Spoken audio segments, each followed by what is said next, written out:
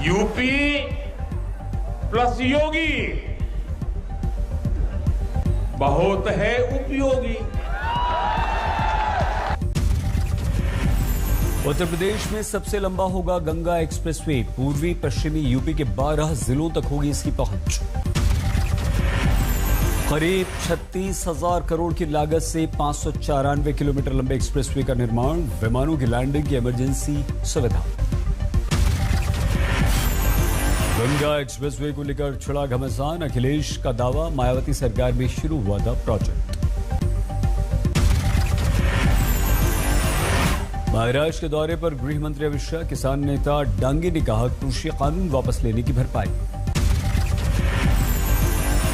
उत्तर प्रदेश में जबरदस्त चुनावी हलचल आज। महंगाई के विरुद्ध कांग्रेस की प्रतिज्ञा पद यात्रा। राहुल प्रियंका प्रतिज्ञा पद यात्रा में शामिल। अमेठी के जगदीशपुर से सुल्तानपुर के हरिमाऊ तक का सफर किया। राहुल ने कहा, देश पर 3 हमले हुए, नोटबंदी, जीएसटी, कोरोना। हिंदुस्तान का पूरा धन 2-3 पूंजीपतियों को दिया जा रहा है। नरेंद्र मोदी जी उनके लिए काम करते हैं, उनकी पूरी मदद करते हैं। यूपी में अखिलेश के करीबी नेताओं पर शिकंजा। 3 नेताओं के घर इनकम टैक्स के छापे। लखनऊ में जैनेंद्र यादव के घर छापा। इनकम टैक्स की टीम तलाशी में जुटी। मैनपुरी में आरसीएल ग्रुप के मालिक मनोज यादव के घर भी छापा। पूछताछ जारी। 12 गाड़ियां लेकर पहुंचे इनकम टैक्स अधिकारी। घर के अंदर किसी को जाने की मनाही। मऊ में एसपी के राष्ट्रीय सचिव राजीव राय के घर पर भी छापा। सुबह से चल रही है कार्रवाई। राजीव राय को उनके घर में किया गया नजरबंद। कोतवाली के शहादतपुरा में पड़ा है ये छापा। राजीव राय के घर छापे को लेकर हड़कंप। घर के बाहर जुटे हैं एसपी कार्यकर्ता। राजीव राय के घर के बाहर भारी संख्या में फोर्स तैनात। राजीव राय के बेंगलुरु समेत कई शहरों में हैं स्कूल। छापे को सपा नेता अनुराग भदौरिया ने कहा, बीजेपी हर हथकंडा अपनाने की कर रही है कोशिश। जैसे जैसे उत्तर प्रदेश में चुनाव पास आएगा, भारतीय जनता पार्टी हर तरह का हथकंडा अपनाना चाहती है। चाहे कितनी भी भारतीय जनता पार्टी यहाँ सरकारी तंत्र का दुरुपयोग कर ले, उत्तर प्रदेश की जनता ने आपको हराने का मन बना लिया है। छापे को लेकर अखिलेश की प्रतिक्रिया। डराने के लिए सरकारी संस्थाओं का इस्तेमाल।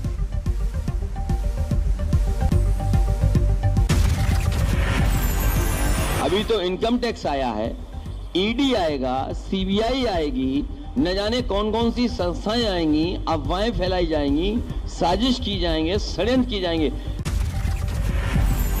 अखिलेश का बयान, ईडी सीबीआई की भी आएगी अभी बारी।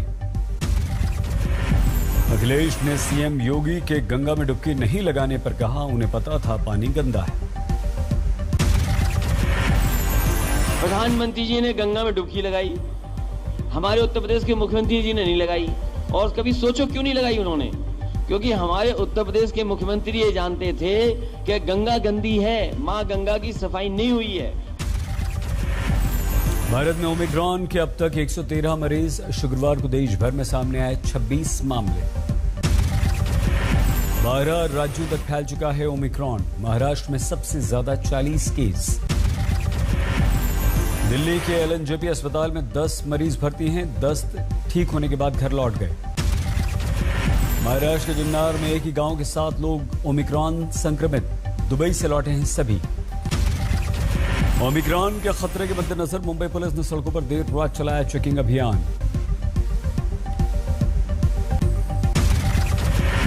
उत्तर प्रदेश में ओमिक्रॉन की दस्तक। गाजियाबाद के 2 लोग ओमिक्रॉन पॉजिटिव। केरल में 2 ओमिक्रॉन मरीजों की पहचान। कुल मामले 7 हुए। यूपी से बिहार जाने वालों के लिए गोपालगंज बॉर्डर पर लगा वैक्सीनेशन कैंप। यात्रियों को लगाया जा रहा है वैक्सीन। दिल्ली में आज से खुल गए 6ठी क्लास से ऊपर के स्कूल। एयर क्वालिटी कमीशन की हरी झंडी के बाद लिया गया निर्णय। सीरम इंस्टीट्यूट ऑफ इंडिया की कोवैक्स वैक्सीन को WHO की मंजूरी। बच्चों को लगाया जा सकता है इसका टीका।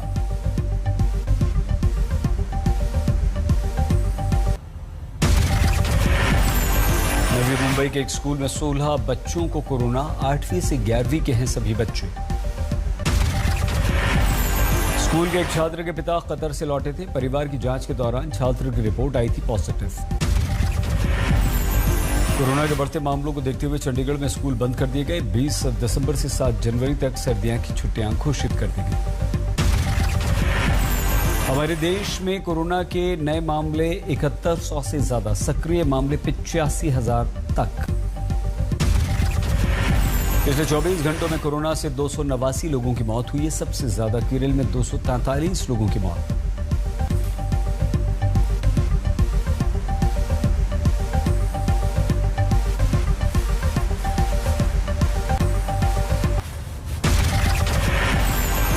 हरियाणा के नारनौंद में युवाओं का प्रदर्शन, नौकरी में धांधली का विरोध। महाराष्ट्र के उल्लासनगर में सड़क हादसा, 2 युवक हुए घायल। दिल्ली में आईजी स्टेडियम के पास ऑटो पर गिरा कंटेनर, 4 की मौके पर ही मौत। मथुरा में यमुना एक्सप्रेसवे पर अंडरपास के ऊपर गिरा कंटेनर, ड्राइवर हुआ घायल। झारखंड के देवघर में पुलिस की दबंगई, बाइक की चाबी निकालने का विरोध करने पर युवक को पीट डाला।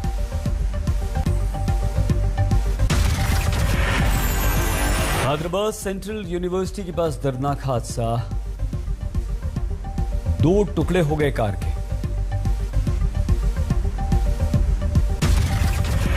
इस हादसे में 3 लोगों की मौत, ड्राइवर ने मौके पर तोड़ दिया दम। तेज रफ्तार कार के दौरान बिगड़ा संतुलन, पेड़ से टकराई कार, 2 हिस्सों में बंट गई। मुरादाबाद में पुलिस के साथ युवक की मौत, परिवार वालों ने किया हंगामा। पति पत्नी के विवाद को लेकर इस लड़के को पुलिस अपने साथ में ले गई थी। बाद में युवक का शव मिला। जम्मू कश्मीर में पड़ रही है कड़ाके की ठंड, श्रीनगर में 0 से 5.5 डिग्री नीचे तापमान। पहाड़ों पर बर्फबारी का मैदानी इलाकों में असर, चंडीगढ़ में 6 डिग्री गिर गया तापमान। राजस्थान के सीकर में सर्दी का सितम, पेड़ पौधों पर जमने लगी ओस। चूरू में 0 से 1 डिग्री नीचे चला गया तापमान, फसल पर जम गई पानी की बूंदें। फतेहपुर शेखावटी में मौसम का सबसे ठंडा दिन, नलों में जम गया पानी, 0 से 4 डिग्री नीचे तापमान।